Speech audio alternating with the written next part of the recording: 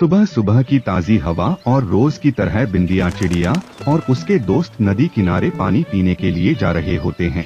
नीचे एक बहुत बड़ा राक्षस भी नदी किनारे जा रहा होता है, जिसे देख सभी बेहद हैरान हो जाते हैं और आगे जाकर उस राक्षस को देखने लगते हैं। अरे बाप रे, ये कौन है? ये भयानक राक्षस जंगल में कहाँ से आया?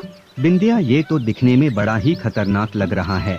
जरा देखो तो इसके कितने बड़े बड़े सींग हैं। हाँ, लेकिन ये कहाँ से आया? ये तो सबको मार ही डालेगा। सभी पक्षी उस राक्षस को देख ही रहे होते हैं कि अचानक उन्हें पीछे से किसी की आवाज आती है। नदी किनारे जंगल की परी और पानी की परी आपस में बात कर रही होती है। तुमने अपने मणि को खोकर सबसे बड़ी गलती कर दी। अब तुम कैसे जंगल की रखवाली करोगी? पता नहीं जलपरी, मेरी तो शक्तियाँ भी खो गई है। बिना मणि के तो मैं उस राक्षस का कुछ नहीं बिगाड़ सकती। देखो तो मेरे पंख भी गायब हो गए हैं। हाँ, वो तो है ही। देखो, बिना मणि के तुम कुछ भी नहीं हो। अपने मणि को जल्दी ढूंढो, वरना इस जंगल पर उस खूनी राक्षस का कब्जा हो जाएगा। दोनों परियां आपस में बात कर ही रही होती है कि अचानक जंगल का राक्षस उनके सामने आ जाता है। हाँ, अब बोलो जंगल की परी, अब तुम्हें कौन बचाएगा? बहुत घमंड था ना तुम्हें अपने मणि पर, तो अब बताओ क्या करोगी? तुम जाओ यहाँ से। तुम्हें शायद याद नहीं कि मेरे पास अभी भी मणि है।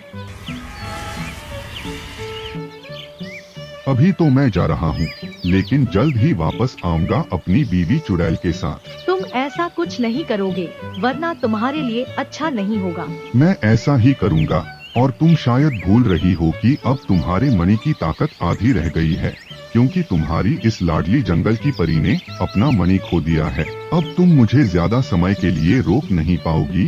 एक बार मैं अपनी बीवी को ढूंढ लूं, तो तुम देखना कि अब ये जंगल किसका होगा। उसके बाद जंगल का राक्षस वहाँ से चला जाता है। फिर जंगल की जलपरी बोलती है, तुम जाओ परी और अपने मणि को जल्दी से ढूंढो। अब सब तुम पर निर्भर करता है। वहाँ दूसरी तरफ सभी पक्षी सारी बातें सुन रहे होते हैं। उसके बाद बिंदिया चिड़िया बोलती है, आखिर ये सब कौन है?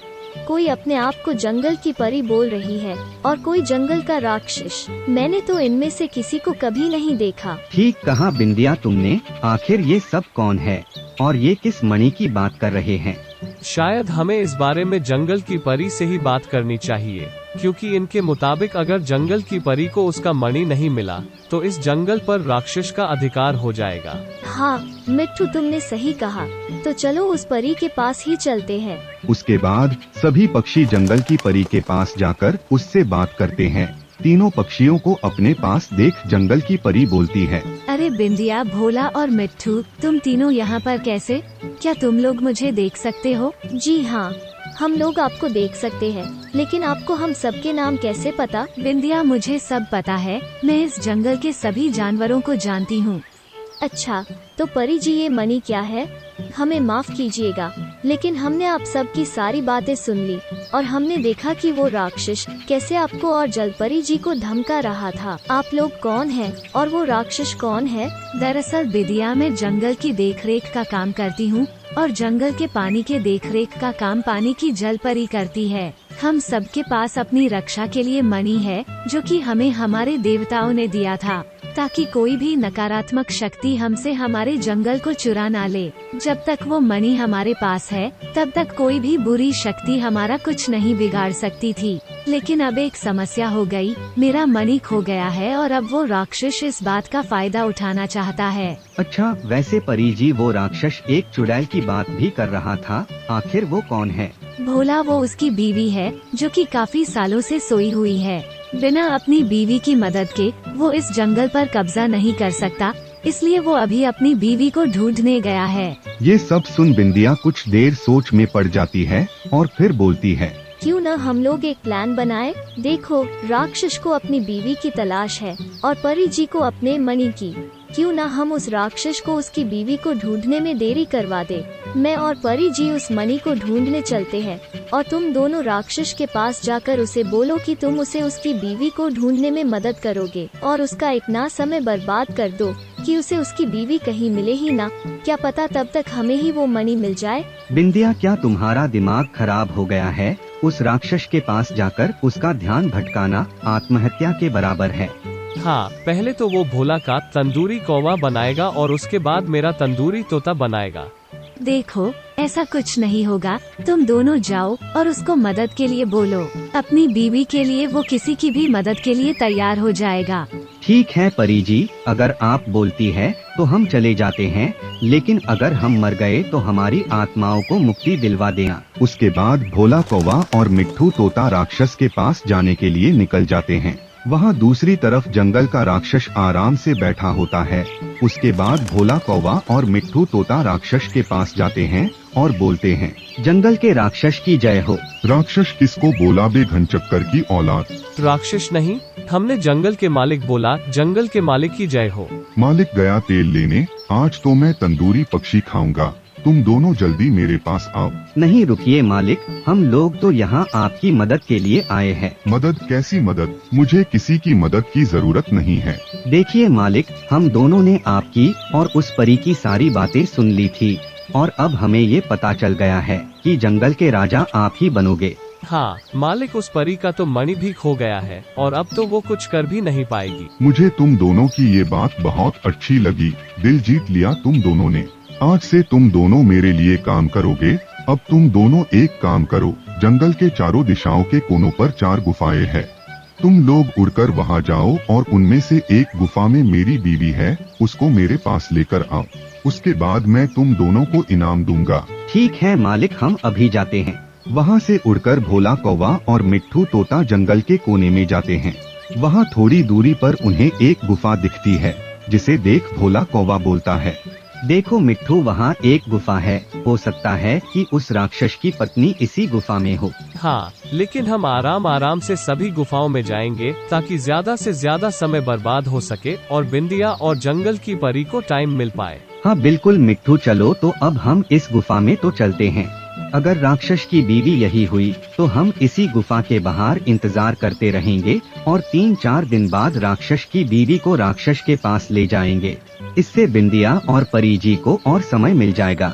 उसके बाद दोनों गुफा के अंदर घुस जाते हैं। अरे मिट्ठू, यहाँ तो बहुत अंधेरा है और कोई दिखाई भी नहीं दे रहा। अरे भोला, वो कौन है?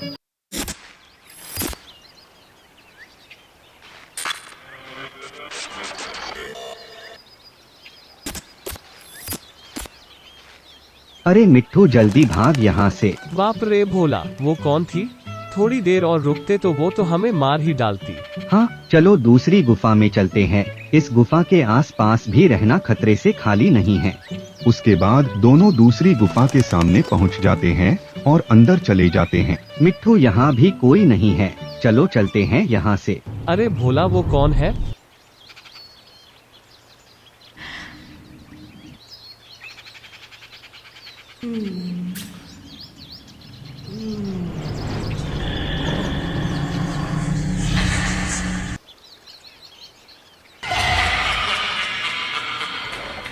भोला देखो, तुम्हारे पीछे कोई है। अरे मिट्ठू, जल्दी भाग यहाँ से।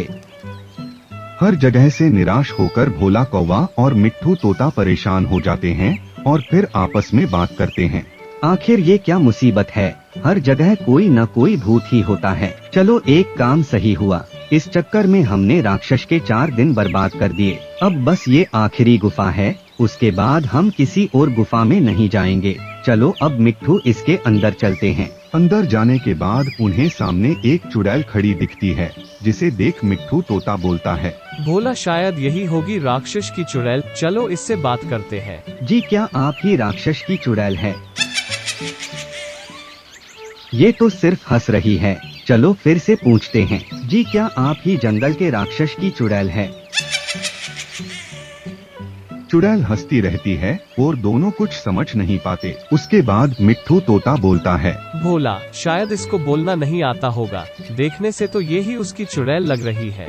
हाँ शायद हो सकता है। अच्छा चुड़ैल जी, हमें जंगल के राक्षस ने भेजा है, वो अब जंगल पर राज करने वाले हैं, तो आप हमारे साथ चलिए। लेकिन भोला, हम दोनों तो उड़कर जाएंगे, ये हमारे साथ चलकर कैसे जाएंगी? दोनों आपस में बातें कर ही रहे होते हैं कि चुड़ैल अपना जादू करती है और सब गायब हो जाते हैं। गायब होकर तीनों ठीक जंगल के राक्षस के सामने आ जाते हैं। अपनी बीवी चुड़ैल को देख जंगल का राक्षस बोलता है, शाबाश, तुम दोनों ने तो कमाल कर दिया। चलो अब चलते हैं उस परी से ये जंगल हथियाने। वहाँ दूसरी तरफ बिंदिया चिड़िया और जंगल की परी थक हार कर बैठी होती है और आपस में बात कर रही होती है। बिंदिया, अब तो इस जंगल को उस राक्षस से कोई नहीं बचा सकता क्योंकि मेरा मणि मिला ही नहीं।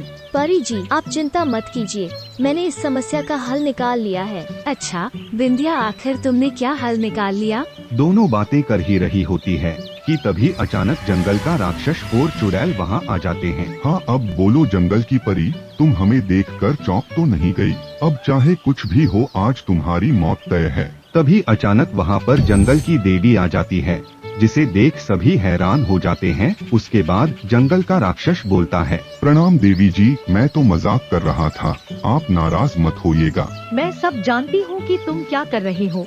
अभी मैं तुम्हें नर्क में भेज देती हूँ। अब तुम जिंदगी भर वहीं पर सरोगे। इसके बाद जंगल की देवी जंगल के राक्षस और चुड़ैल को वहाँ से गायब कर नर्क में भेज देती है। इसके बाद सभी बेहद खुश हो जाते हैं। फिर जंगल की परी बोलती है, धन्यवाद देवी माँ, मुझे माफ कर दीजिएगा कि मैंने अपना मणि खो दिया। लेकिन आप यहाँ अचानक कैसे आई? आपके दर्शन के लिए तो जंगल की हर परी तरसती है। परी, धन्यवाद मेरा नहीं बल्कि बिंदिया का करो। यही मंदिर में आई थी और इसने वहाँ देवी की मूर्ति के सामने प्रार्थना की थी, जिसके बाद मैं वहाँ प्रकट हुई और यहाँ चली आई। हाँ, जब आप थक हार कर सो गई थी, उस टाइम मैं इंसानी दुनिया के मंदिर में गई और वहाँ मैंने प्रार्थना की। लेकिन ये मैं अकेले नहीं कर पाती, भोला और मिट्ठू ने भी इसमें बहुत मदद की। अगर ये दोनों राक्षस के 4 दिन बर्बाद न करते तो मुझे भी शायद ये सब करने का मौका नहीं मिलता। परी, अब मैं तुम्हें तुम्हारी शक्तियाँ वापस देने जा रही हूँ। अब तुम्हें जो शक्तियाँ मिलेगी वो बिना मणि की होगी, ताकि कोई भी राक्षस फिर कभी तुम्हें इस जंगल से भगाने की कोशिश न करे। इसके बाद देवी माँ जंगल की परी को उसकी शक्ति वापस कर देती है। इसके बाद जंगल की परी बोलती है, धन्यवाद आप सबका, जो आप सबने मेरी शक्तियाँ वापस दिलाने में मेरी इतनी मदद की। तुम सबका ये एहसान मैं कभी नहीं भूलूंगी। तो इस तरह बिंदिया चिड़िया और उसके दोस्तों की सूझबूझ से उन्होंने जंगल की परी की शक्तियाँ वापस दिलाई और जंगल के राक्षस को सबक भी सिखाया।